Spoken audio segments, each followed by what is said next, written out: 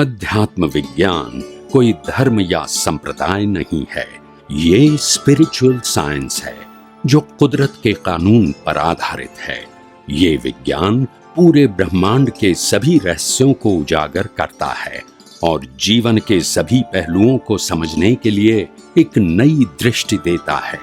इसी को art of vision कहते हैं, दुनिया को देखने की एक नई दृष्टि, जो अध्यात्म विज्ञानी परम पूज्य स्वामी श्री कमलेशानंद जी के निर्देशन में सनातन सत्य का अनुसंधान कर हमारे जीवन को प्रकाशित करे।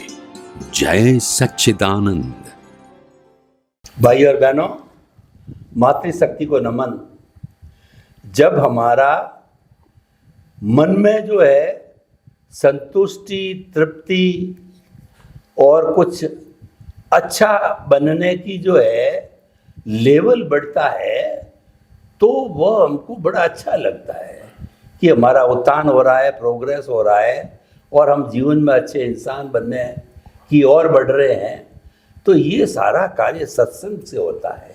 इसलिए हमारी भारतीय संस्कृति में सत्संग को हमेशा से ऊंचा स्थान दिया गया है। लेकिन मुख्य जो है विषय ये होता है, सत्संग कराने वाला कौन है, उसके ऊपर बहुत डिपेंड करता है कि जो ट्रीटमेंट चल रहा है, पर ट्रीटमेंट देने वाला डॉक्टर कितना अनुभवी है उस पर निर्भर करता है। तो ये हमारा उत्थान इस बात पर निर्भर करता है कि ज्ञानी पुरुष है वो अनुभवी है या नहीं है। लेकिन हमारा सौभाग्य है कि हमको अनुभवी ज्ञानी पुरुष मिले हैं।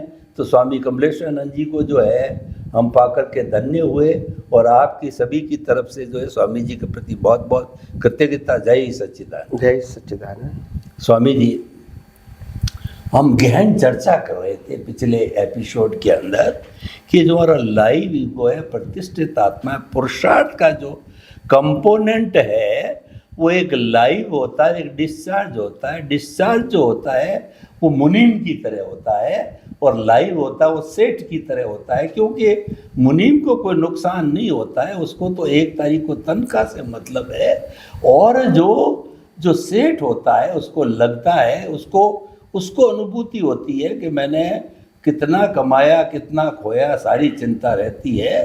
तो जो है वो डिस्चार्ज के अंदर जो है वो तो ऑटो मोड से अपने आप होता रहता है, क्योंकि उसके अंदर मालिक नहीं जुड़ता है।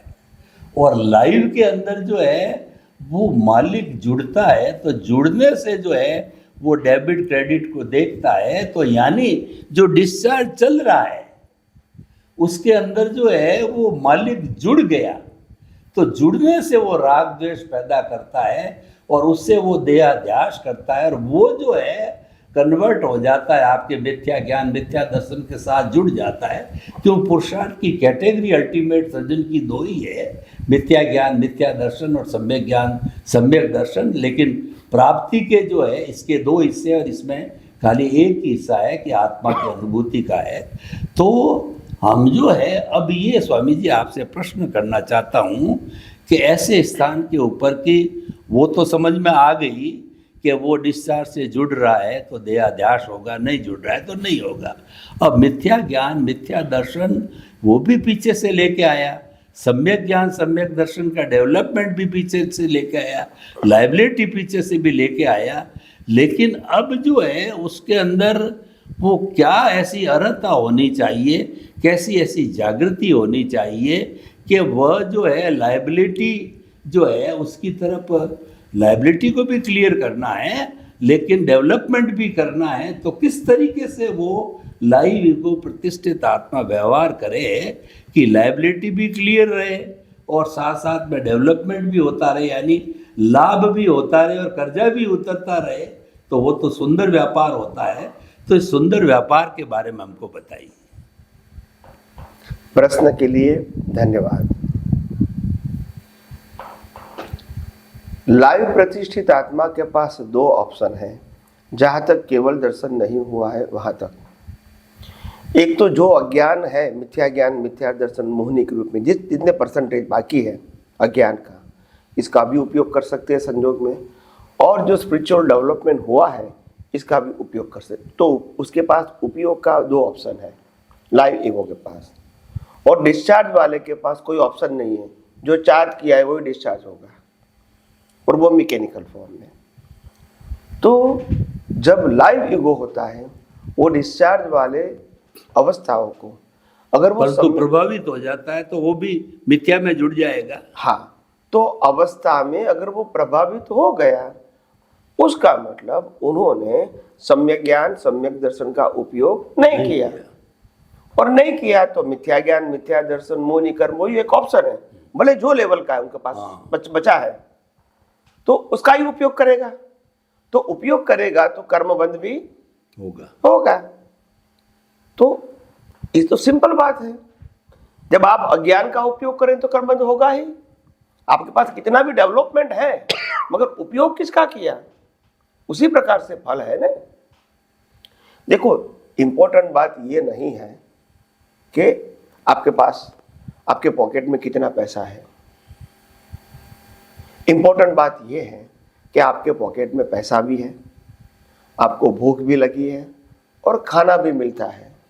तीनों चीजें, भूख लगी है, खाना मिलता है और पैसा भी है, ये क्रम है।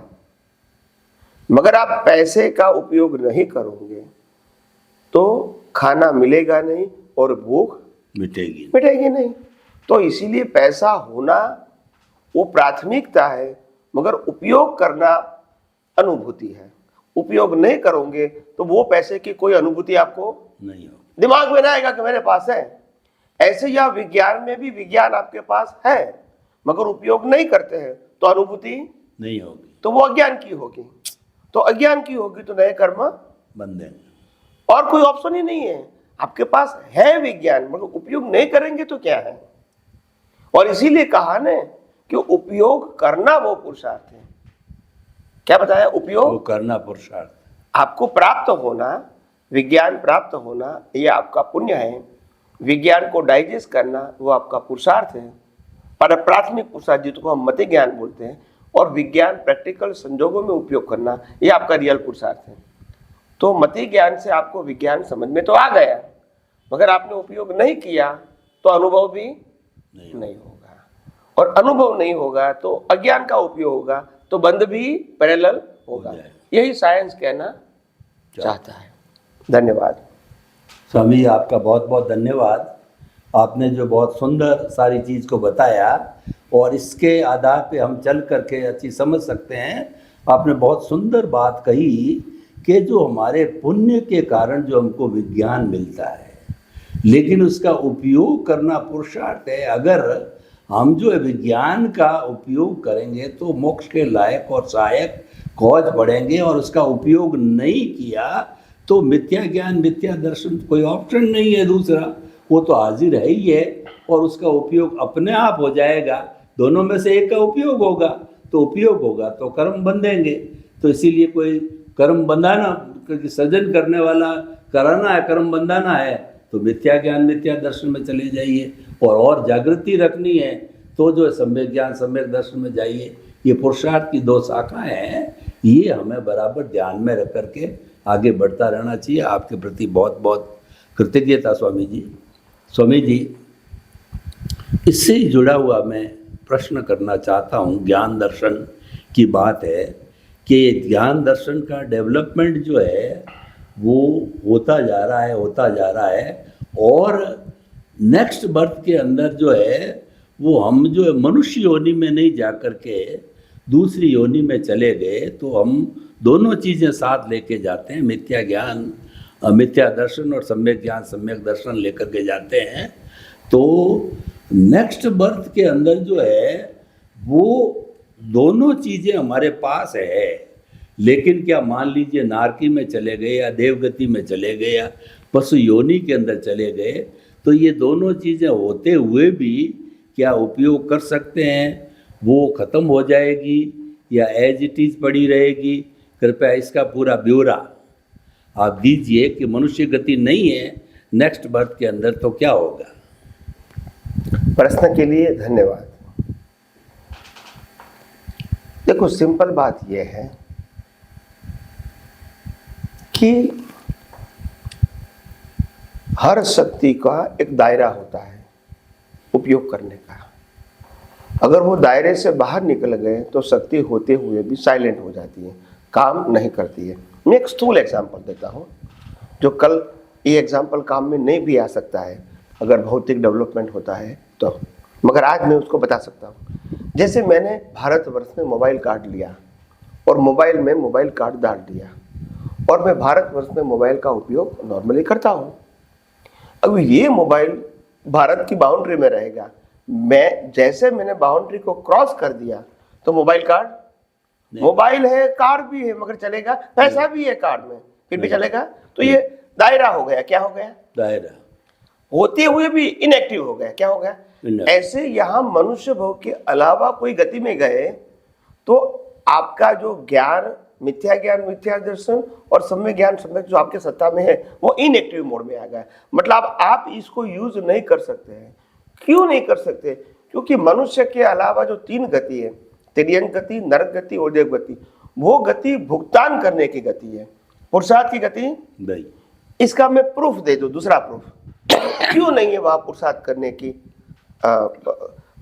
की शक्ति क्यों नहीं है? तो कुदरत ने एक ही कानून बनाया, जहां कर्म बांधने की सत्ता होती है वहां सभी कर्म छोड़ के मोक्ष में जाने की भी सत्ता कुदरत ने दिया है। वो कौन सा भाव है? मनुष्य भाव। बाकी बांधने की भी नहीं है, छोड़ने की भी नहीं है।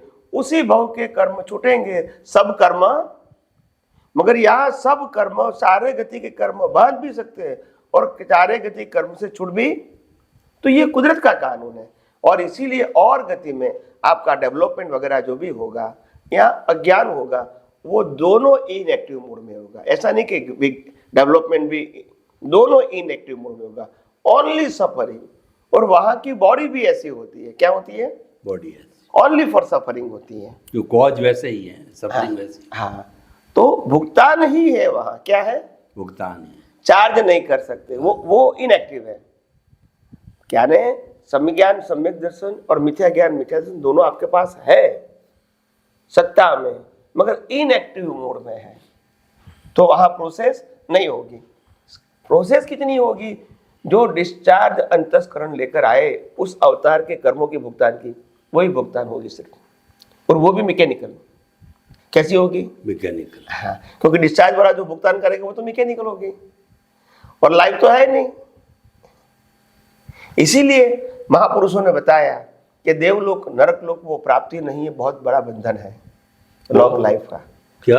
बहुत बड़ा बंधन है लॉन्ग लाइफ का, लॉन्ग लाइफ बहुत। और इसीलिए वो पाप पुण्य की सबसे बड़ी जेल है, पराकाष्ठ, सबसे बड़ी जेल। 10 लाख साल का आयुष्य देवलोक में मिलेगा, आप कुछ नहीं कर सकते। 10 तो मिनिमम है। नरक लाख में 10 लाख होगा, आप कुछ नहीं कर सकते। तो मेरा कहने का मतलब ये तो वहां तो हैंडीकैप हो गए, ये कोई अचीवमेंट नहीं है। उच्चतम तो 33 आगरूपम कहते हैं। हाँ, वही जैन धर्म में यस बताते हैं 10,000 साल। या तो कहने का मतलब मेरा ये है कि इसीलिए कहा है कि ये, क्योंकि वहाँ इस प्रकार। और दूसरी बात ये होती है कि जो बॉडी मिलती है वो भी उसी प्रकार की होती है, हमारे जैसी बॉडी उसकी नहीं है। कपूर जैसे देवलोक, नरकलोक की बॉडी हमारे जैसी नहीं है।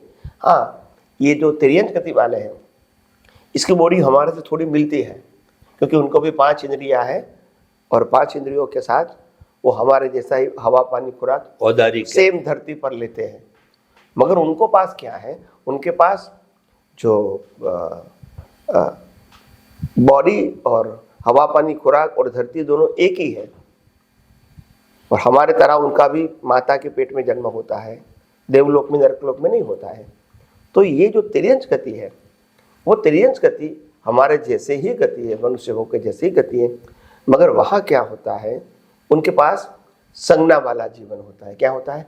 आहार, भय, मैथुन, निद्रा, ये 4 संज्ञा से जीवन जीना, ये तिर्यंच गति का रोल है। इसमें बुद्धि नहीं आती है, इसलिए उसमें भले मनुष्य में जाने के बाद वो अगर वो सिंह बना। स्वामी जी, ये हमारा अंतिम एपिसोड है, तो मैं आपको थोड़ा यहीं रोक करके ये निवेदन करना चाहूँगा कि अंत में जो 50वें एपिसोड के अंदर आप हमारे को सारा कंक्लूजन रूप में, क्योंकि समय लिमिटेड बचा है, क्या हमको शिक्षा, उद्बोधन आपने 50 के अंदर जो है क्या अनुभव किया, और क्या जो श्रोताओं को आप अनुभव, आशीर्वाद देना चाहेंगे, कृपया वो प्रदान करें। धन्यवाद।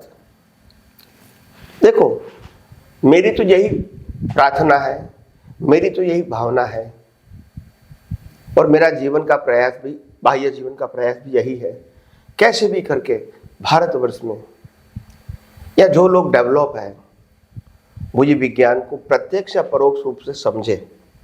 भले मेरे पास से समझे ऐसा जरूरी नहीं है, टीवी के माध्यम से, मोबाइल के माध्यम से, यूट्यूब के माध्यम से, किताबों के माध्यम से या साइंटिस्टों के माध्यम से भी आप विज्ञान समझो। समझने के बाद उपयोग करके अनुभव करो और लोगों को बांटो आत्मविश्वास के साथ। इसमें आपको आपका दर्शन पक्का होगा और दूसरे व्यक्ति को गाइडेंस मिलेगा। ये दोनों में से किसी को नुकसान नहीं है। और अगर कोई व्यक्ति आपकी बात अगर नहीं सुनती है तो भी आपको तो फायदा है, क्योंकि आपने तो विज्ञान अलग अलग कॉर्नर से बताने की कोशिश किया। उन्होंने नहीं स्वीकार किया, कोई बात नहीं, अपने को तो नुकसान नहीं है। तो इसीलिए भी मैं कहता हूं कि आपका टेस्ट भी हो जाएगा, आपकी प्रैक्टिस भी हो जाएगी, और धीरे धीरे आपका जो विज्ञान की समझ है वो परिपक्व हो जाएगी और दूसरे को भी बांटेंगे तो ये अच्छा रहेगा। तो मैं ये समझता हूँ कि भारतवर्ष के सभी लोग, जितने भी थिंकर हैं और जितने भी लोग वास्तव में मुक्ति के मार्ग को ढूंढ रहे हैं, इन सभी को ये विज्ञान मिले और उनके माध्यम से हजारों लाखों लोगों को ये विज्ञान मिले, ताकि वो भी रिलेटिव सत्य से बाहर निकल के सनातन सत्य के मार्ग पे आगे बढ़े। और सनातन सत्य में द्वंद्व नहीं है, जो द्वंद्व है वो रिलेटिव सत्य में होते हैं। सनातन सत्य में यूनिवर्सल होता है और रिलेटिव सत्य में द्वंद्व होता है। द्वंद्व क्या मतलब? दो क्वालिटी साथ में होती है, पॉजिटिव एंड नेगेटिव, पाप एंड पुण्य, जन्म एंड मृत्यु। यूनिवर्सल ट्रूथ में वो लॉ में नहीं है, प्रिंसिपल होता है। तो ये जो हम जितना भी ये लॉ ऑफ नेचर के प्रिंसिपल ऐसे साइंटिस्टों के माध्यम से अगर आप सुनो, पढ़ो, समझो, उपयोग करो, अनुभव करो, तो मैं समझता हूँ भारतवर्ष और विश्व ऐसे आध्यात्मिक ऊंचाई को धीरे धीरे समझ पाएगा और एक माहौल बन जाएगा। और हम जिस प्रकार सतयुग की कल्पना करते हैं वो सतयुग आपको यहाँ देखना मिलेगा, लोगों की विचारधारा के ऊपर। भले उदय कर्म में नहीं दिखना मिलेगा मगर दृष्टि में दिखना मिलेगा। तो इसीलिए मेरी तो भावना है कि भी कैसे भी करके ये विज्ञान लोगों को पहुँचे, और इसमें बहुत सारे माध्यम भी हो सकते हैं। मगर मेरा इम्पोर्टेंट बात यह है कि मैं विज्ञान की जब बात करता हूँ तो आप ये मत समझो कि आपको धर्म का या सामाजिक जीवन को छोड़ना है, त्याग करना है, बदलना है। ये मेरा सब्जेक्ट नहीं है, क्योंकि सामाजिक और धार्मिक जीवन वो प्रकृति के साथ जुड़ा है। और मैं जो आध्यात्म विज्ञान की बात करता हूँ वो दृष्टि की बात है, वो ज्ञान दर्शन की बात है। तो मन वचन काया की जो अवस्था की बात है वो मेरा सब्जेक्ट नहीं है। इसलिए व्यवहार से क्या करना है, धर्म की क्या क्रिया करनी है, वो मेरा पैकेज नहीं है। मेरा पैकेज है कि आपके जीवन के साथ जो अंदर की दृष्टि का जो ज्ञान दर्शन है वो मेरा विषय है। तो दृष्टि में विज्ञान को समझना है, उपयोग करना है, अनुभव करना है, मन वचन काया को बदलना है, सुधारना है, ये मेरा सब्जेक्ट नहीं है। इसलिए व्यवहार से धर्मों या सामाजिक जीवन कैसा जीवन जीना है वो मेरा विषय नहीं है। दृष्टि से कैसा जीवन जीना है या जीवन जो जी रहे उसमें आपकी दृष्टि कैसी होनी चाहिए वो मेरा सब्जेक्ट है। तो ये अध्यात्म विज्ञान is a art of vision. वो थॉट, स्पीच एंड एक्शन की बात नहीं करता है। तो आज तो भारतवर्ष के अंदर बड़े बड़े साधु संत सन्यासी भी ये विज्ञान को सुन रहे हैं, समझ रहे हैं और अपने प्रवचन में इसका उल्लेख भी अपनी भाषा के आधार से करते हैं, और अच्छी बात है। तो मैं समझता हूँ आप भी इसी प्रकार ये विज्ञान को सुने, समझे, उपयोग करें, अनुभव करें। और दूसरी बात, ये विज्ञान में जितना समझोगे इतना भीख और भय खत्म हो जाएगा, क्योंकि विज्ञान समझने के बाद ही आपको समझ में आएगा कि दुनिया में हम कुछ पाने के लिए, खोने के लिए आए ही नहीं है। हम तो अपना हिसाब खत्म करने के लिए आए, उसमें पाना खोना नहीं है। पाया वो पाया नहीं है, खोया वो खोया नहीं है, क्योंकि दिया ही हिसाब के लिए। तो इसीलिए ये आत्मविश्वास बढ़ाने की बात है, वास्तव में इंटरनल सेल्फ कॉन्फिडेंस ये विज्ञान से बहुत बढ़ेगा और शरीर की अवस्थाओं में जितना भी अप्स एंड डाउन्स आएगा, इजीली आप ये विज्ञानता के आधार से आप इसको इजीली पार कर सकोगे, इजीली पार कर सकोगे। क्योंकि लोग जितने रिलेटिव सत्य में डीप में जाते हैं एक बेनिफिट के लिए, इतने ही पजल में आते हैं, और रिलेटिव सत्य में कोई पजल का सॉल्यूशन नहीं होता है। मगर अगर रिलेटिव सत्य आप सनातन सत्य से देखते हैं तो वो पजल को ही डिसॉल्व कर देता है। तो इसीलिए ये जो आध्यात्म विज्ञान में जो आपको संविज्ञान सम्यक दर्शन की जो सनातन दृष्टि मिलती है, वो जीवन के सभी पजल को डिसॉल्व करता है। डिसॉल्व करने का मतलब ये नहीं है कि आपके मन वचन काया का सफरिंग बंद हो जाएगा। मन वचन काया का सफरिंग वही का वही रहेगा, मगर पजल नहीं रहेगा। ऐसा क्यों हुआ, अब मेरा क्या होगा, इसका रास्ता क्या है, ये आपको ढूंढने की जरूरत नहीं पड़ेगी, क्योंकि आपको कुदरती रचना दिखेगा तो अपने आप हर अवस्था अपने आप पास हो रही है, आप कर रहे नहीं हो। तो इसीलिए मैंने कहा कि आध्यात्म विज्ञान को समझ के आप वास्तव में सही मुक्ति का ज्ञान प्राप्त करो और औरों के भी बांटो। यही मेरी आपको शुभकामना है। जय सच्चिदानंद। स्वामी जी आपका बहुत बहुत धन्यवाद। आपने मेरे पर महती कृपा करके जब जब मैंने आपको जो है या एपिसोड बनाने के लिए निवेदन किया, आपने हमेशा हाँ करके समय पर पधारे और 50 एपिसोड आज संपन्न हो गए। मालूम ही नहीं पड़ा कि ये 50, ऐसा लग रहा है कि अभी तो 5 एपिसोड ही हुए। ये आपका अतिशय आपके सानिध्य का, आपकी प्रेजेंस का ही असर है। स्वामी जी मुझे आप आशीर्वाद दीजिए कि आपके साथ में रह करके जितना मैंने अध्यात्म विज्ञान सनातन सत्य को जो है वो पाया है, वो मेरे अंदर स्थायी रूप से हो जाए और ये प्रैक्टिकल इसमें चलता रहे। मैं तो ईश्वर से और मेरे भीतर विराजमान भगवान से हमेशा प्रार्थना करता हूँ हर जन्म मुझे मनुष्य का मिले, हर जन्म में मेरे को मनुष्य के कर्म मिले और हर जन्म में आपके जैसे ज्ञानी पुरुष मिले, ताकि कि मैं अध्यात्म विज्ञान की गहराइयों को समझता रहूं और समझ करके और धीरे धीरे मेरे डेवलपमेंट को 100% तक बढ़ाते बढ़ाते कुछ भवों के अंदर जो है केवल दर्शन को प्राप्त करके, केवल ज्ञान को प्राप्त करके सिद्ध बिद्ध मुक्त बनूं। स्वामी जी मुझे आप ऐसा आशीर्वाद दीजिए और इन 50 एपिसोड में मेरे द्वारा कोई भी अभिनय असाधना हुई हो, आपके इंगित आकार को नहीं समझा है, आपकी दृष्टि को नहीं समझा है और कहीं पर भी आपको महसूस हुआ है कि मेरी अवमानना हो रही, मेरी अवज्ञा हो रही है और मुझे विनय के साथ में मैं पेश नहीं आ रहा हूँ, तो कृपया, मैं तो बहुत जो परम विनय से अज्ञानी कुछ नहीं जानता, जो कुछ भी आपने दिया है आपको ही अर्पण है। तो मैं आपसे निवेदन करता हूँ मुझे क्षमा करें और आपसे पुनः एक बार कहता हूँ कि जब कभी भी आपको समय मिले तो यहाँ पधारते रहे और इन सब एपिसोड को बनाने के अंदर जो शशिकांत भाई हमारे साथ में हैं और इनका पूरा सहयोग मिलता रहा हमेशा से, और अशोक जो है वो उन्होंने कितना सेक्रीफाइस किया है और कितना अच्छे तरीके से क्वालिटी का बनाते हैं। आप हर बार पधारते हैं तो इनको उत्सुकता रहती है और ये अशोक भाई कहते रहते हैं कि जो स्वामी जी को बुलाओ, और ये हर बार कहते हैं कि मैं क्वालिटी में सुधार करूं और वास्तव में आपने भी देखा किया है। तो आप अशोक को भी आशीर्वाद दो कि इसका ये काम है ये भी सुंदर गति से आगे बढ़ता रहे। तो कुल मिलाकर के हमारे को बहुत आनंद आ रहा है और स्वामी जी आपकी कृपा दृष्टि है बनती रहे और जैसे आप जैसे अनुभवी ज्ञानी पुरुष का हाथ जिस पर टिक जाता है उसका तो कल्याण ही कल्याण। मैं प्रकृति की बात नहीं कर रहा हूँ स्वामी जी, मैं तो जो है वो मेरा जो कहना चाहिए कि ये जो सनातन सत्य है वो हृदयंगम वो आत्मसात हो जाना चाहिए और मैं कुदरती रचना और कुदरत के कानून को जो है कि वो ध्यान में रखते हुए कुदरती रचना देखते हुए केंद्र में हर वक्त आत्मा का अनुभव करूं।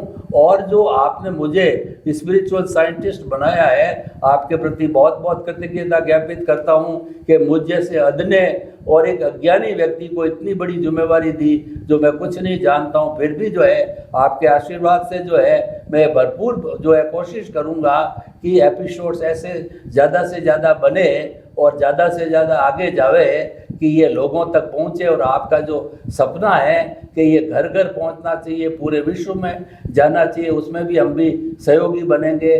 तो स्वामी जी आपके प्रति बहुत बहुत जो है हम कृतज्ञता ज्ञापित करते हैं और हम परमपिता परमेश्वर से जो है यह भी प्रार्थना करते हैं कि आप शतायु हो, दीर्घायु हो, 100 वर्ष तक जो है आपके सारे जो इंद्रियां भी अच्छी तरह से काम करते रहे। खास तौर से आपके जो अभी ऑपरेशन हुआ है वो ऑपरेशन सफल हुआ है, लेकिन फिर भी वो ओरिजिनल रूप के अंदर बना रहे, ताकि कि क्या है कि आपको बोलने में वगैरह इसको जो है वो सनातन सत्य को देने में कोई तरह की प्रॉब्लम नहीं हो। शशिकांत भाई का हमारे साथ सहयोग है, भरपूर बना रहे और आपकी कृपा बनी रहे और हम सभी मिलकर के सनातन सत्य को, कुदरत की रचना और कुदरत के कानून को आगे से आगे बढ़ाते रहे। और ये बात स्वामी जी बहुत निश्चित है कि मैंने जो है इस कॉन्सेप्ट को है बड़े बड़े विद्वानों के सामने रखा है, तो किसी ने आज तक मेरे जो वीडियो है, मेरा जो प्रेजेंटेशन है और जो कुछ भी, मैं तो इतना पूरा कर नहीं पाता हूँ, अज्ञानी हूँ,